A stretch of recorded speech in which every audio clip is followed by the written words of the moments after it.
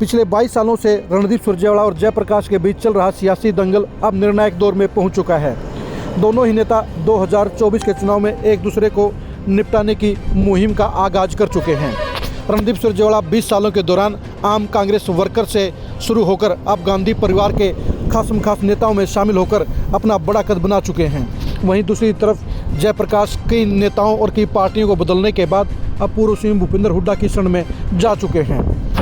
2019 के जिन उपचुनाव में रणदीप सुरजेवाला की हार और उसके बाद आम चुनाव में कैथल पर भी रणदीप सुरजेवाला की हार के चलते जयप्रकाश को ये गुमान हो गया था कि अब भूपेंद्र हुड्डा ही कांग्रेस के सबसे बड़े नेता बन चुके हैं और उनके सामने रणदीप सुरजेवाला की कोई हैसियत नहीं है।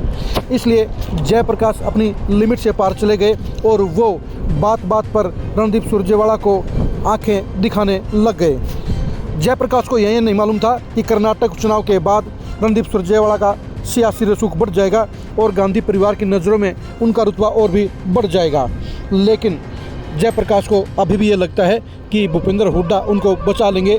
इसीलिए 22 जून को चंडीगढ़ में कांग्रेस प्रभारी के सामने जयप्रकाश ने रणदीप सुरजेवाला को पाया दूध वाली गाय की संज्ञा दे डाली। रणदीप सुरजेवाला के बारे में ये बात फेमस है कि वो अपना हिसाब जरूर चुकता करते हैं और दुश्मनी को गहराई तक निभाने का काम करते हैं। रणदीप सुरजेवाला और जयप्रकाश के बीच में चल रहा सियासी दंगल 2014 की कहानी दोहराता हुआ भी नज़र आ रहा है। 2014 के चुनाव में भी रणदीप सुरजेवाला ने कलायत सीट पर जयप्रकाश की टिकट कटवा दी थी और जयप्रकाश तब इंडिपेंडेंट चुनाव लड़े थे। उस चुनाव में भूपेंद्र हुड्डा ने जयप्रकाश की खुलकर मदद की थी। 2024 में भी वैसा ही माहौल बनता हुआ नज़र आ रहा है, जहां एक तरफ भूपेंद्र हुड्डा का हाथ जयप्रकाश की पीठ पर है, वहीं रणदीप सुरजेवाला अपने बलबूते पर जयप्रकाश को निपटाने की राह पर आगे बढ़ चुके हैं। रणदीप सुरजेवाला ने परसों ही जयप्रकाश को लेकर एक बेहद खास बयान देने का काम किया। पहले आप रणदीप सुरजेवाला के इस बयान को ध्यान से सुनिए। और बहुत सारे राजनीति में इस तरह के लोग हैं, कोई मीठी गोली की दुकान खोल रहा है, कोई फोन की तार निकाल के टेलीफोन करता है, इधर कोई है नहीं, यहाँ से धमकी देने लगा क्या बैठा, कोई 4 व्हीलर के अंदर सामान टांगे हुए, बोला इसमें तो अग्नि में चला जाऊंगा। और बहुत सारे राजनीति में इस तरह के लोग हैं, कोई मीठी गोली की दुकान खोल रहा है, कोई फोन की तार निकाल के टेलीफोन करता है, इधर कोई है नहीं, यहाँ से धमकी देने लगा क्या बैठा, कोई 4 व्हीलर के अंदर सामान टांगे हुए, बोला इसमें तो अग्नि में चला जाऊंगा।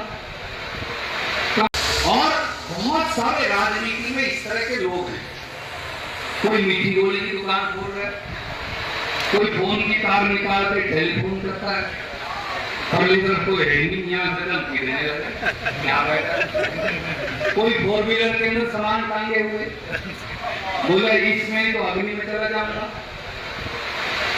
और बहुत सारे राजनीति में इस तरह के लोग हैं, कोई मीठी गोली की दुकान खोल रहा है, कोई फोन की तार निकाल के टेलीफोन करता है, इधर कोई है नहीं, यहाँ से धमकी देने लगा क्या बैठा, कोई 4 व्हीलर के अंदर सामान टांगे हुए, बोला इसमें तो अग्नि में चला जाऊंगा। आपने सुन ही लिया होगा कि रणदीप सुरजेवाला ने किस तरह से जयप्रकाश के ऊपर तीखे वार करने का काम किया है। रणदीप सुरजेवाला जयप्रकाश को झूठा, जनता को बेवकूफ़ बनाने वाला और पाला बदलने वाला नेता घोषित कर चुके हैं और इस भाषण में भी वो जयप्रकाश के बारे में साफ तौर पर नेगेटिव बातें कर रहे हैं। और ये नेगेटिव बातें सिर्फ जयप्रकाश के बारे में रणदीप सुरजेवाला नहीं कर रहे हैं, बल्कि ये बातें उनके बारे में दूसरे सियासी लोग भी करते हैं और बरवाड़ा, हिसार और कलायत की जनता भी उनके बारे में ये बातें करती आई है। इसलिए जयप्रकाश के ऊपर जहां भूपेंद्र हुड्डा का पिट्ठू का ठप्पा लग चुका है, वहीं रणदीप सुरजेवाला अब 2024 में उनकी सारी हेकड़ी निकालने के मूड में नज़र आ रहे हैं। भूपेंद्र हुड्डा की शरण में जाकर जयप्रकाश को शायद ये लगता है कि उनकी सलामती रह जाएगी और वो कलायत से अपने बेटे विकास को टिकट दिलाने के अलावा खुद भी हिसार से लोकसभा या आदमपुर से विधानसभा का टिकट ले आएंगे। लेकिन साफ तौर पर नज़र आ रहा है कि कलायत सीट पर रणदीप सुरजेवाला न तो जयप्रकाश के बेटे को टिकट लेने देंगे और ना ही खुद जयप्रकाश को टिकट लेने देंगे। जयप्रकाश के लिए रणदीप सुरजेवाला से पंगा लेना भारी पड़ता हुआ नज़र आ रहा है, क्योंकि वर्तमान सियासी हालात में कांग्रेस में जो SR के ग्रुप बना है, उस ग्रुप के चलते भूपेंद्र हुड्डा के ऊपर भी खतरे की तलवार लटक गई है और वो पूरे हरियाणा में अपने सभी समर्थकों को टिकट दिलाने में नाकाम रहेंगे। ऐसे में भूपेंद्र हुड्डा को भी इन तीनों नेताओं के आगे समझौता करना पड़ेगा और मिल बांटकर ही टिकटें एक दूसरे के लिए छोड़नी पड़ेंगी। ऐसे में रणदीप सुरजेवाला के वीटो पावर के आगे जयप्रकाश या उनके बेटे का कलायत से टिकट कटता हुआ साफ तौर पर नज़र आ रहा है। जयप्रकाश का तीखा व्यवहार जहां बार बार रणदीप सुरजेवाला को हर्ट करता आया है, वहीं बांगर की सियासत में भी दोनों के बीच में वर्चस्व की जंग लगातार जारी है। अभी तक जयप्रकाश एक बार भी रणदीप सुरजेवाला का बाल भी बांका नहीं कर पाए हैं, लेकिन रणदीप सुरजेवाला 2014 में जयप्रकाश की पूरी कहानी बिगाड़ने में सफल रहे थे। बेशक जयप्रकाश तब भूपेंद्र हुड्डा की मदद से विधायक बन गए थे, लेकिन कांग्रेस की सियासत में जयप्रकाश पर हमेशा रणदीप सुरजेवाला भारी पड़ते आए हैं। जयप्रकाश को अपने बचाव के लिए भूपेंद्र हुड्डा की शरण लेनी पड़ी है और रणदीप सुरजेवाला लगातार कांग्रेस हाईकमान में मजबूत होते चले गए हैं। यही कारण है कि 2024 के चुनाव में भी रणदीप सुरजेवाला ही जयप्रकाश पर हावी होते हुए नज़र आ रहे हैं। यानी जयप्रकाश की इच्छाओं पर रणदीप सुरजेवाला कुल्हाड़ी से वार करते हुए नजर आएंगे, उनकी सियासी हसरतों को तार करते हुए नजर आएंगे, उनके सियासी प्लानिंग का बंटाधार करते हुए नजर आएंगे। साफ सी बात है, पुरानी कहावत भी है कि जोंटों की लड़ाई में बोझड़ों का खो होता है। यानी SR के ग्रुप के और हुड्डा के बीच में चल रही सियासी जंग के बीच में जयप्रकाश जैसे नेताओं की बलि चढ़नी लाजमी नज़र आती है।